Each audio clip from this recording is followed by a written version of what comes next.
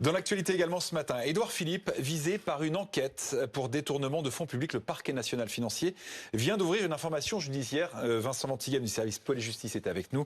Vincent, qu'est-ce qui est reproché à Édouard Philippe et qu'est-ce qu'il risque ? Bah oui, vous l'avez dit, un juge d'instruction va donc enquêter sur les agissements de l'ancien Premier ministre et candidat à la présidentielle. Alors il est soupçonné notamment de détournement de fonds publics dans sa ville du Havre. On parle de quoi? On parle de la Cité numérique. La Cité numérique, c'était un vaste projet d'innovation, un bâtiment 36 mètres de haut implanté sur le port du Havre qui devait favoriser la naissance de projets innovants dans le digital, dans le numérique. Jusque-là, rien de problématique, sauf que c'est l'une des adjointes d'Édouard Philippe à la mairie qui a été chargée de mener ce dossier avec à la clé une dotation de plus de 2 millions d'euros donnée par la communauté urbaine du Havre.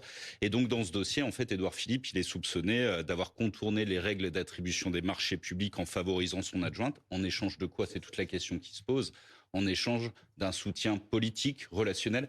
C'est en tout cas ce qu'estime une fonctionnaire, puisque c'est une fonctionnaire de la communauté urbaine qui a dénoncé les faits il y a 2 ans. Elle a obtenu le statut de lanceuse d'alerte depuis, et puis elle se réjouit de l'ouverture de cette information judiciaire. Édouard Philippe, lui, il se montre serein. En tout cas, c'est ce que son avocat indique. Il est serein, qu'il répondra à toutes les questions de la justice.